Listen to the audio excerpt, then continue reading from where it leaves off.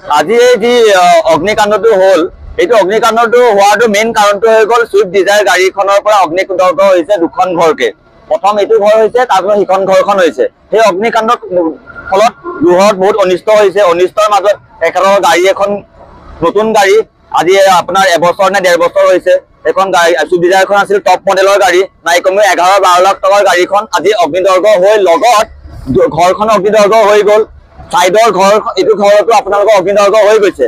সেইখিনি গাড়ীখনৰ company Maruti Suzuki যোনটো কোম্পানী, সেই কোম্পানীটোৰ ক্ষেত্ৰত আমি গৰিহণা দিব বিচাৰিছো যে সেই কোম্পানীটো কি কোম্পানী মাৰুতি চুজুকি যে ডিজায়াৰ নিচিনা এখন টপ মডেল গাড়ীখনে যে ইমানখিনি যে অগ্নিদগ্ধ কৰি দুখন ঘৰখন অনিষ্ট কৰি লগতে তেখেতসকলে কষ্টৰে এটা সপোন হেৰি কৰি গাড়ীখন কিনিছিলে, সেই গাড়ীখনো অগ্নিদগ্ধ হৈছে, লগতে মানুহৰ ক্ষতিপূৰণো হৈছে। সেই ক্ষতিপূৰণখিনি এতিয়া আমাৰ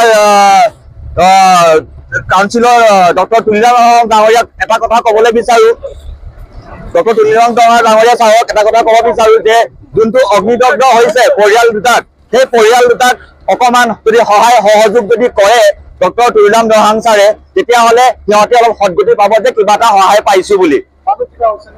মানুহৰ তেনেকুৱা একো হোৱা নাই, ৰাইজে কোৱা মতে আৰু একো হেৰি হোৱা নাই, অনিষ্ট হোৱা নাই। কিন্তু অনিষ্টটো হৈছে, খালি অকল সেইটো ক্ষেত্ৰতে অনিষ্ট হৈছে যে কি কয় আপোনাৰ দুখন ঘৰ জ্বলিলে, এখন গাড়ী জ্বলিলে, বহুতখিনি অগ্নিদগ্ধ হয় সেইখিনি ক্ষেত্ৰত জ্বলিলে। কিন্তু ডক্টৰ তুলিৰাম দহাং ছাৰে যদি এইখিনি অলপ যদি চাই যদি ৰাইজৰ অগ্নিৰ সূত্ৰপাতটো গাড়ীখনৰ সেইদিনা আপোনালোকে নিজে গম পায় যে মেডিকেল কলেজত যে এখন যে গাড়ী যে পাৰ্কিং কৰি থকা গাড়ী এখন জ্বলি গৈছিলে, ছেকেণ্ড স্বৰূপ হিচাপে এইটো আপুনি ল'ব পাৰে ধৰিম বুলি ক'লে, জাষ্ট এক্সাম্পল। এইটো কাৰ দুখ হয়? কোম্পানীৰ দুখ হয়, মাৰুতি চুজুকি কোম্পানীৰ দুখ হয়। কোম্পানী এইটো ক্ষেত্ৰত অলপ চাব লাগিব। এইটো সেইকাৰণে মাৰুতি চুজুকি কোম্পানীৰ ক্ষেত্ৰতো ক'ব লাগিব যে গাড়ীখন যে হেৰি হৈছে, গাড়ীখনতো এটা ভেলু আছে।